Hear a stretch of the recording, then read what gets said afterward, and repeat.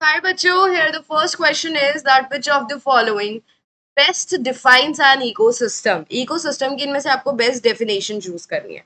पहला ऑप्शन है a community of both living organisms and non-living components of a particular region that interact with each other. तो एक community है, जैसे कि हम मान सकते हैं एक फॉरेस्ट है, उसके अंदर लिविंग ऑर्गेनिजम्स भी रह रहे हैं, जैसे कि बहुत सारे एनिमल्स और प्लांट्स रह रहे होंगे, फंगस होगी, प्लांट्स भी होंगे, डिकम्पोजर्स भी होंगे। तो एक फॉरेस्ट के अंदर ये सारे तो लिविंग ऑर्गेनिजम्स हो गए, बायोटिक फैक्टर्स हो गए।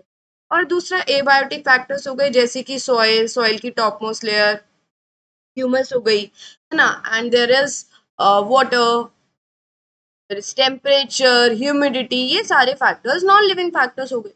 ये इन पर डिपेंड कर रहे हैं और नॉन लिविंग फैक्टर्स इन पर डिपेंड कर रहे हैं, और इसी को इकोसिस्टम बोलते हैं। तो ये बिल्कुल एक्यूरेट डेफिनेशन है ecosystem.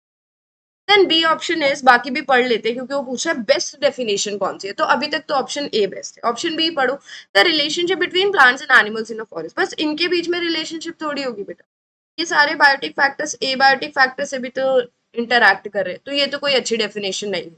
A group of animals living in a specific habitat में रहने वाले जो ग्रुप होते हैं उसको इकोसिस्टम बोलते हैं। रॉन्ग, ये तो बिल्कुल मैच ही नहीं कर रहे।